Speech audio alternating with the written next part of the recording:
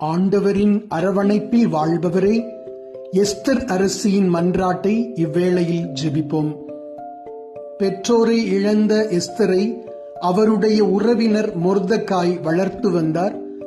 ஆண்டவரின் திட்டப்படி பாரசீக பேரரசன் அகஸ்வேரின் அரசியானார் எஸ்தர். எஸ்தர் என்றால் பாரசீக மொழியில் விண்மீன் என்று பொருள். தன் மக்களை மீட்கும் விண்மீனாக அவர் இருக்க வேண்டும் என்பது இறை திருவுளமாக இருந்தது.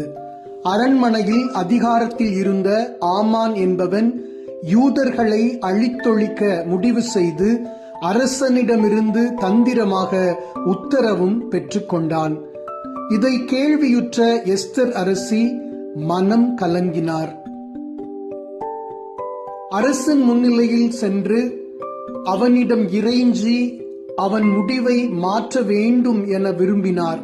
ஆனால் அவர் அரசியாக இருந்தாலும் அரசன் அழைக்காமல் அவன் முன்னே செல்ல முடியாது.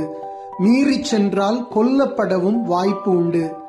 ஆயினும் தன் மக்களுக்காக அரசன் முன்னிலையில் செல்ல எஸ்தர் முடிவு செய்கிறார்.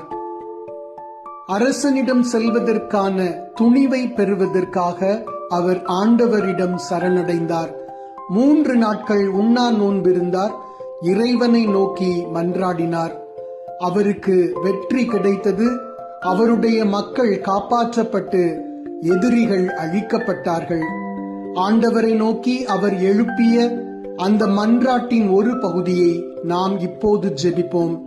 நம்மை சூழ்ந்திருக்கக்கூடிய நெருக்கடிகளிலிருந்து இறைவன் நம்மை விடுவிக்க வேண்டுமென மன்றாடுவோம். என் ஆண்டவரே, நீர் மட்டுமே எங்கள் மன்னர்.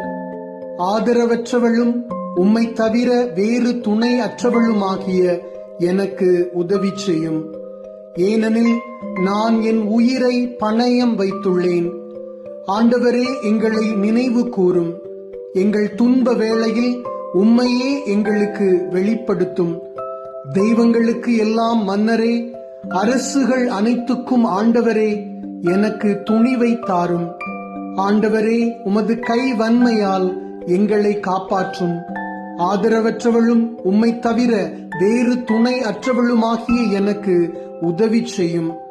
அனைத்தின் மேலும் அதிகாரம் செலுத்தும் கடவுளே, நம்பிக்கை இழந்த எங்களது குரலுக்கு செவிசாயும்.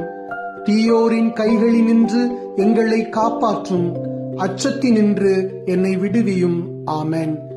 எஸ்தரின் மன்றாட்டை கேட்ட இறைவன் உங்கள் மன்றாட்டிற்கும் செவிசாய்க்கின்றார்.